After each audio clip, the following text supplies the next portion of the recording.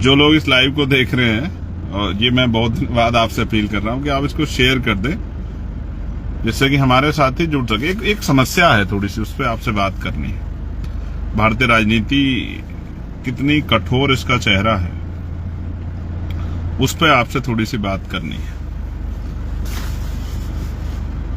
तो पहली बात तो मैं भी सभी संतों, गुरु और महान पुरुषों को नमन करता हूं, याद करता हूं।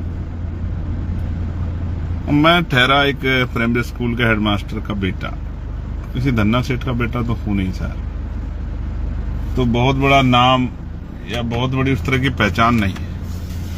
जो कुछ बनाई है वो महापुरुषों के आशीर्वाद से, संतों गुरुओं के आशीर्वाद से, भीम आर्मी के साथियों की मेहनत से बनाई है, और आजाद समाज पार्टी के साथियों का भी एक बहुत बड़ा योगदान है, जिसकी वजह से पहचान बनी। अच्छी बात यह है कि इस पहचान की वजह से, आंदोलन की वजह से, विचार की वजह से, संघर्ष की वजह से आज देश भर में लोग और दुनिया में भी लोग जानते हैं, काफी बड़े पैमाने पे पहचानते भी। लेकिन समस्या ये है मेरे भाइयों कि अब हम लोकतांत्रिक व्यवस्था में राजनीति कर रहे हैं, अपना दल चला रहे हैं, और दल का नाम है आजाद समाज पार्टी काशीराम। अब आजाद समाज पार्टी काशीराम बिहार में इलेक्शन लड़ रही है, और इलेक्शन लड़ना लोकतांत्रिक अधिकार है, लड़ना भी चाहिए। हालांकि कई सारे लोग जो हैं, जो विरोधी हैं, हमारे दल के विरोध में रहते हैं, वो तमाम तरह के आरोप, तमाम तरह की इधर उधर की बातें हमारे दल पे करते हैं। मैं उनकी बहुत परवाह नहीं करता। परवाह करनी भी क्यों चाहिए? एक जीवन मिला है, एक आप पे अवसर है, उसको बड़ी जितना कुछ कर सकते हो करो, जो भी बेटर आप कर सकते हो। भाई बाबा साहब ने तो कह दिया कि रानी का बेटा राजा नहीं बनेगा। लोकतांत्रिक व्यवस्था है, जिसको जनता ताकत देगी, जिसके साथ खड़े होगी, वही नेता बनेगा। जनता जिसको वोट देगी वही एमपी एमएलए बनेगा। जिनके बाद ज्यादा एमएलए जिनके जीतेंगे उनकी सरकार बनेगी, इनके लोकसभा के सदस्य जिनके ज्यादा जीतेंगे उनकी केंद्र में सरकार बनेगी। तो मैं आज की घटना आपको बताता हूं, और इसके बारे में फिर आप लोग आकलन कर लेना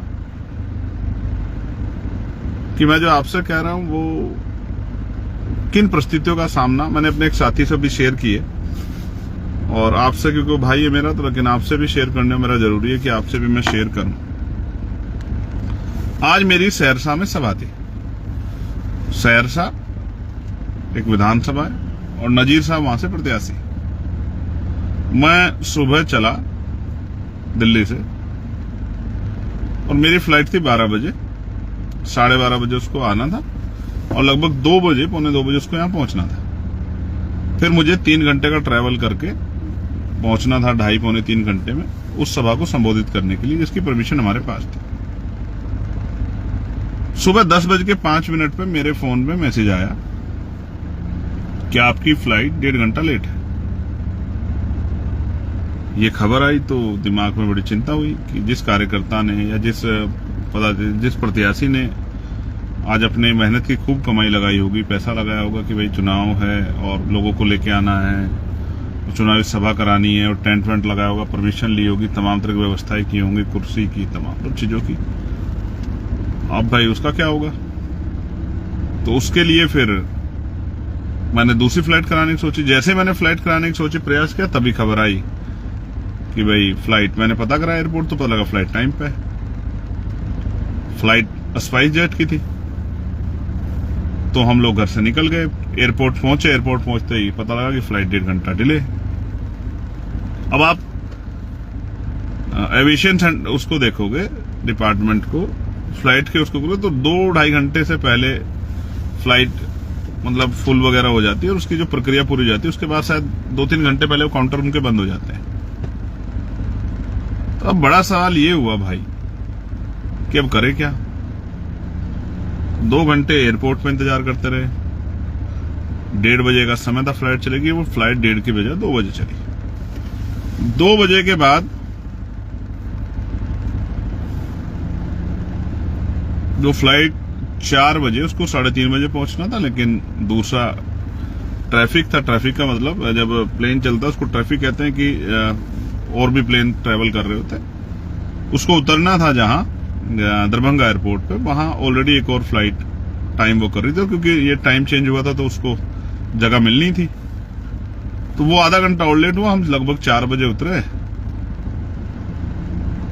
और 4 बजे के लगभग उतर के बाहर आके 15 मिनट वॉशरूम वगैरह करके हम लोग निकले।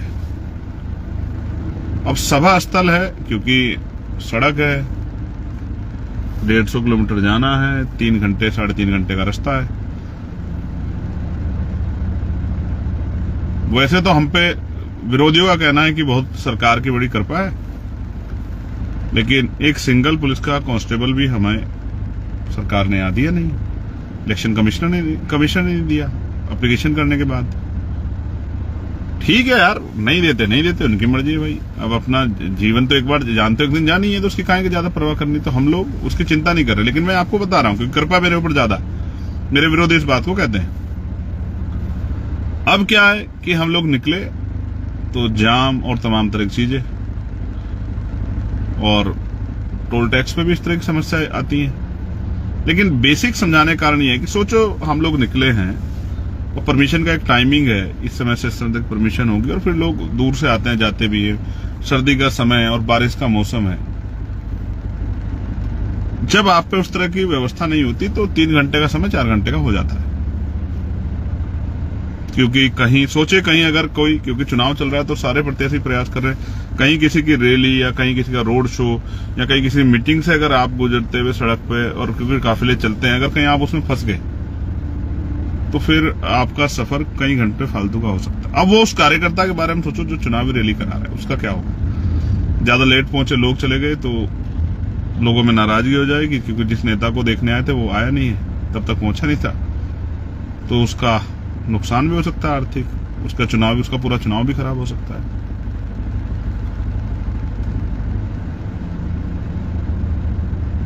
अब हम जब निकले तो 2-2.5 घंटे का सफर करके फिर पता लगा कि पुलिस ने और इलेक्शन कमीशन के जो लोग हैं उन्होंने कहा कि अब आप सभा नहीं कर सकते हो, परमिशन का समय ज्यादा हो गया। तो फोन पे ही समझाना पड़ा लोगों को, और फिर अब वहां से वापस हम लोग मुजफ्फरपुर के लिए जाने से पहले रुक गए, मतलब जहां में दूसरी जगह जाना है। लेकिन अब सवाल ये है, जो लोग कहते हैं मेरे ऊपर बहुत सारी कृपा है, मेरे ऊपर कृपा तो है, लेकिन वो कमजोर हक वंचित समाज की, मेरे समाज की, दलित पिछड़े मुस्लिम समाज की, मेरी माओ बहनों की, मेरे बड़े बुजुर्गों के, अभिभावकों की, और हमारे महापुरुषों की तो है। इस बात को तो मैं मानता हूं, वरना तो जिंदा कैसे रहता। अब इस कृपा वाले व्यक्ति के बारे में आप इतना जानिए कि जब मैं अपनी पार्टी के प्रत्याशियों से कहूंगा कि यार चुनाव 5 साल में एक बार आता है और इस तरह की सिचुएशन ना हो, क्योंकि सब जगह आप देखना कि दूसरी पार्टी के लोग भी काम करते हैं, तो भाई आप लोग किसी बड़े साधन की व्यवस्था कर लो कि एक दिन में 2-3 सभा हो जाए। कहां दौड़ा जा सकता है, 250-250 किलोमीटर का, सड़कें की हालत बहुत अच्छी नहीं है। तो जो लोग विरोधी आरोप लगाते हैं वो कहेंगे देखे चंद्रशेखर हेलीकॉप्टर से घूम रहे हैं। अब जो लोग चुनाव लड़ रहे हैं, लाखों रुपए खर्च कर रहे हैं, तो वो 3-4 लोग मिलकर हेलीकॉप्टर कर सकते हैं। ऐसा हमारा प्रयास भी रहेगा। लेकिन सवाल ये है कि जहां मैं अभी खड़ा हूं, जहां रुक के मैं लाइव कर रहा हूं, बिहार का जो के हालात हैं, आपने खुद देखा होगा कि बिहार में किस तरह गोली और तमाम तरह की चीजें हो रही, और मैं वो शख्स हूं जिसके ऊपर गोली ऑलरेडी चली। और आपकी जानकारी के लिए मैं बता दूं कि भाई यहां मेरे पास कोई सुरक्षा व्यवस्था नहीं है, क्योंकि सुरक्षा काम होता है सरकार का, और इलेक्शन में इलेक्शन कमिश्नर और तमाम जो यहाँ की वो होती है एजेंसियां, वो इस काम को करती हैं। तो केंद्र की सरकार को ये लगता है, जबकि ये हम लोग वैचारिक लड़ाई लड़ रहे हैं और मैं एक वैचारिक व्यक्ति हूं, कि उनका मानना है, उन्होंने मुझे Y+ सुरक्षा भी दी है, तो वो उत्तर प्रदेश में और वो हरियाणा में और जम्मू कश्मीर में। तो केंद्र की हमारी सरकार को लगता है और एजेंसी को कि दिल्ली में या बिहार में या देश के और राज्यों में मुझे खतरा नहीं, ये उनकी सोच है, इसलिए उन्होंने और कहीं मुझे सुरक्षा प्रोवाइड करवाई नहीं। तो मैं सोचता हूं एक आदमी को कितनी परेशानियों से गुजरना पड़ता है।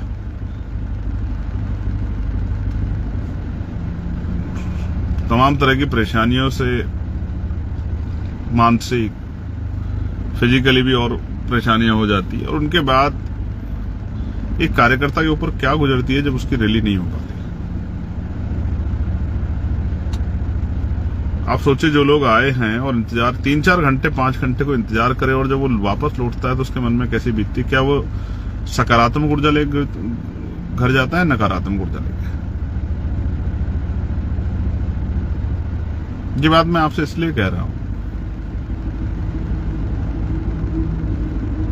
कि यार, राजनीति बिना साधन के बहुत मुश्किल काम है, और जिन वर्गों की मैं राजनीति करता हूं वो आर्थिक रूप से बड़े कमजोर हैं। मेरे ऊपर आरोप लगाना आसान है, लेकिन मेरे जितना काम करना वो बहुत कठिन है। मेरी तरह जान को दांव पे लगाना वो बहुत कठिन है। जिस तरह के हालात हैं, जहां ये नहीं पता कि कहां से गोली आएगी और कौन वैचारिक विरोध में सरफिरा आपके साथ किस तरह का व्यवहार कर देगा, वहां मैं सिंगल गाड़ी से जाके प्रचार के लिए निकलता हूं अपने 4-5 साथियों के साथ, क्योंकि ऐसा नहीं कि मुझे चाहने वाले कम है, लेकिन समस्या ये है कि अगर उन चाहने वालों को पता लग जाए कि मैं उस रास्ते से गुजर रहा हूं, तो मुझे जहां मुझे पहुंचना है 2 घंटे लगेंगे, वो मुझे 4 घंटे में जान देंगे। मैं उनके प्यार को जानता हूं, और ये बिहार में भी मिलता है, ये मध्य प्रदेश में मिलता है, ये उत्तराखंड में भी, राजस्थान, हरियाणा, पंजाब, यूपी, सब जगह मिलता है। ये छत्तीसगढ़, उड़ीसा में मिलता है, ये झारखंड में मिलता है। इस गलतफहमी में मत रहना कोई कि प्यार करने वाले लोग कम है, लेकिन साधन उनके पास कम है, इस बात को मैं जानता हूं। उन पे अपनी गाड़ियां नहीं है 4 पहियों की, लेकिन दिल उनके बहुत बड़े हैं। अगर मैं एक आवाज लगा दूंगा चिंगाड़ के, सड़कें भर जाएंगी। मैं बिहार में भी जो प्रेम मुझे मिला है, मैं उस बात को जानता हूं। लेकिन यार, बिहार के मेरे साथियों, जहां नहीं पहुंच पाऊं वहां नाराज मत होना, और जहां पहुंच पाऊं वहां थोड़ी सी मदद करा देना कि वहां से दूसरे के यहां पहुंच जाऊं। आपका हूं, जैसा भी हूं आपका हूं, आपका अपना हूं, आपके बीच का हूं। बड़ी मुश्किल से संघर्ष करके यहां तक पहुंचा हूं, और मैं अपने आप को बहुत धन्यवाद वो करता हूं कि कितने आशीर्वाद है महापुरुषों का मेरे ऊपर। वरना बहुत धूल फांकनी पड़ती है पहचान बनाने के लिए। इस देश की 142 करोड़ की आबादी में अपनी पहचान बनाना, चाहे वो विरोध में और समर्थन में हो, जब आप लोगों के किसी के दिल में रहे दिमाग में, आसान काम नहीं है। थोड़ी सी तकलीफ थी बिना रिसोर्स के काम करने में, क्योंकि अगर रिसोर्स होते तो मैं 4-5 प्रत्याशियों के यहां जा सकता था। इतने घंटे मैंने सफर में, 3 घंटे एक साइड से, 3 घंटे दूसरा, इतने में मैं 3 सभा कर सकता था। लेकिन करेंगे गाड़ियों से ही। कोई मजबूत प्रत्याशी होगा, उससे कहेंगे कि भाई हेलीकॉप्टर की व्यवस्था भी कर ले, नहीं होगी तो भी गाड़ियों से करेंगे। लेकिन याद रखना, इस बार मुकाबला चंद्रशेखर आजाद से है।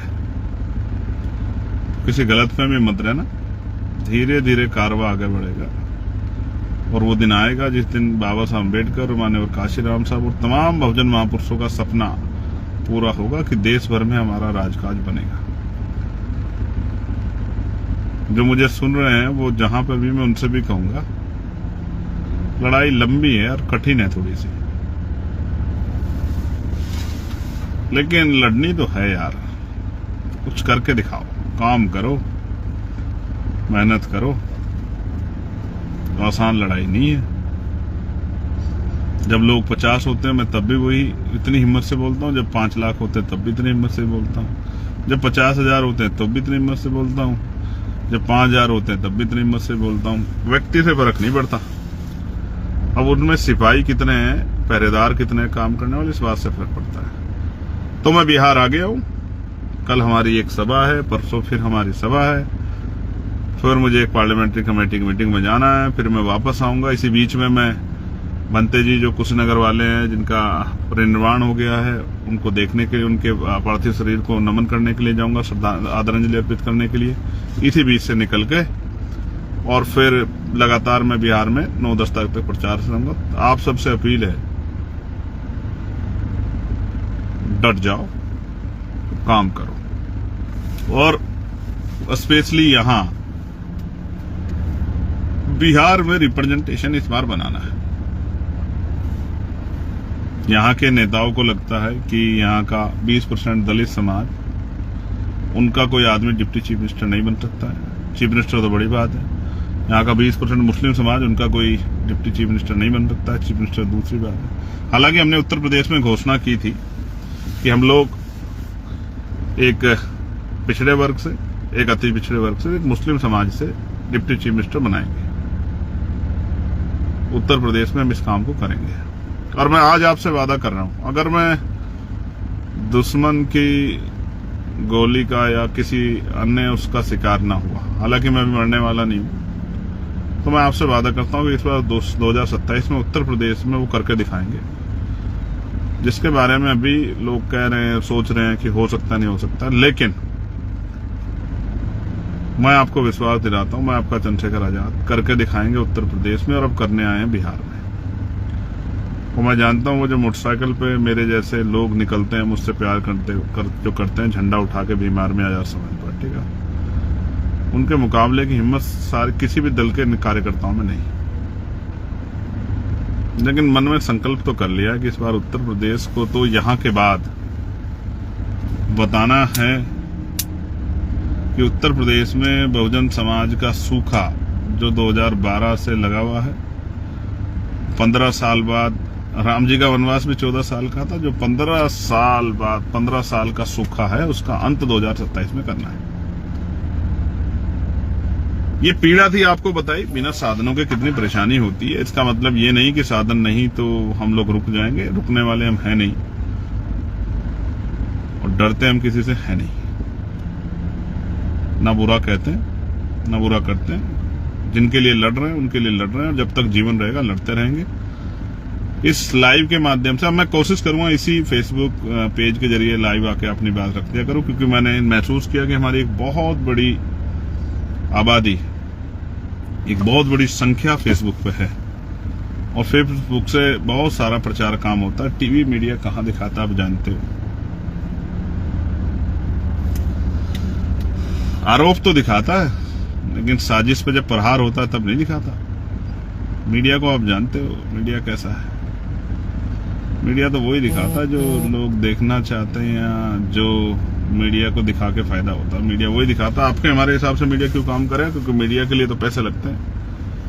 आप और हम पैसे वाले होते तो यहाँ का दिक्कत थोड़े होती। यूपी में तो हमने इतना मजबूत संगठन बनाया कि जब हम निकलते हैं तो 20-30 लोग अपने अपने साधन लेकर निकलते हैं, तो वो बड़ी चुभती है लोगों को कि चंद्रशेखर काफिले से जा रहे हैं, चंद्रशेखर काफिले से जा रहे हैं। सिर्फ काफिले से क्या, मेरा बस चले तो मैं 2000 गाड़ी का काफिला लेकर निकलूं उत्तर प्रदेश में,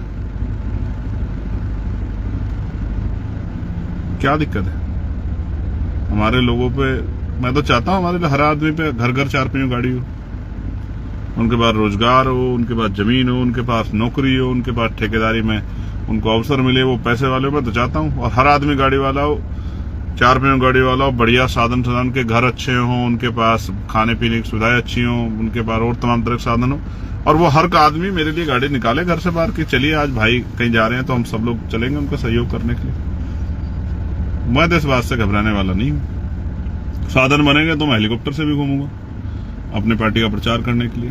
उससे भी बड़ा कोई साधन होंगे और हमारे लोग व्यवस्था करके देंगे तो उससे भी घूमूंगा, और मेरे लोग कहेंगे कि पैदल साइकिल पे घूम लो तो उससे भी घूमूंगा। मैं तो अपने लोगों के साथ हूं।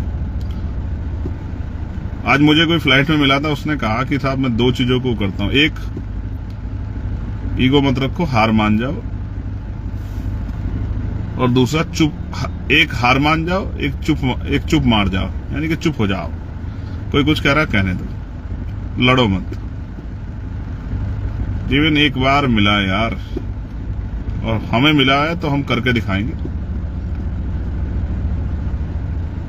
इस बार चंद्रशेखर आजाद दुश्मन की साजिशों का शिकार नहीं होगा, किसी धोखे का शिकार नहीं होगा। जिस तरह पिछले वो आजादी की लड़ाई वाले हो गए थे ना, कि उनके अपने साथियों ने दुश्मन को साजिश का शिकार उनको बनवा देते। इस बार चंद्रशेखर आजाद बहुजन समाज को राष्ट्रपिता ज्योतिबा फुले, छत्रपति साहू जी महाराज, बाबा साहब अम्बेडकर, मानव काशीराम था और अर्जक संघ के हमारे जो महामानव है, उनके महापुरुष है, उनके सपनों को पूरा करे बगैर जाएगा नहीं कहीं। ये वही धरती है जहां बिहार के लेनिन को सरेआम गोली लगी थी। बिहार एक क्रांति धरा है और एक क्रांतिकारी क्रांति धरा पे है। आपका स्वागत, आपका भाई चंद्रशेखर आजाद। पीड़ा इसलिए बतानी थी कि आपके चाहने वाले बड़े आरोप बहुत लगाते हैं, ये है, ये है, ये है, ये है। अब क्या करें, आरोपों की परवाह करेंगे तो काम कौन करेगा। तो जितना जल सकते हो भैया जलो। आजाद समाज पार्टी अपना काम करेगी। आप सबके लिए मंगल कामनाएं। जय भीम, जय भारत। कोशिश करेंगे जिन प्रत्याशियों के फेवर में आए हैं प्रचार करने, उनके लिए प्रचार करेंगे। आप ये जानिए, संविधान ने आपको रोटी, कपड़ा, मकान सारे अधिकार दिए हैं, नौकरी, रोजगार, समता का अवसर, तमाम घूमने फिरने, जाने आने का, लेकिन सबसे बड़ा अधिकार दिया है वोट का अधिकार। ये आपसे कोई नहीं छीन सकता, ये आपका अधिकार है। इसके ऊपर कोई प्रेशर नहीं। बाकी सब चीजों की सरकार का महत्व, लेकिन वोट देने में किसी का महत्व नहीं। आपकी वोट अपनी वोट है, इसको बहुत सोच समझ के दें। और जहां आजाद समाज पार्टी का प्रत्याशी है उसको तो ये समझ के वोट दें कि वोट हम मनुवाद की छाती पर कील ठोकने के लिए और आजाद समाज पार्टी यानी कि महापुरुषों की विचारधारा के दल को शक्ति देने के लिए कर रहे हैं। हमारी वोट हमारा संरक्षण करेगी, क्योंकि जब चुनाव के बाद 5 साल आपको जरूरत पड़ेगी, आपकी तरफ कोई नहीं देखेगा, तब आप देखोगे कि चंद्रशेखर भाई कहां से आएगा। तो इस बार चंद्रशेखर आजाद को कम से कम इतना प्रतित्व दो कि वो यहां उसकी आपकी समस्याओं पे उसकी पार्टी चुना हुआ नेता यहां छन्नाटेदार अपनी बात रख सके और सदन में बैठे, कुर्सी बैठे लोगों को बता सके कि आजाद समाज पार्टी की बात रखने वाला, गरीबों, कमजोरों की बात रखने वाला यहां आ गया। बहुत बहुत धन्यवाद, आभार।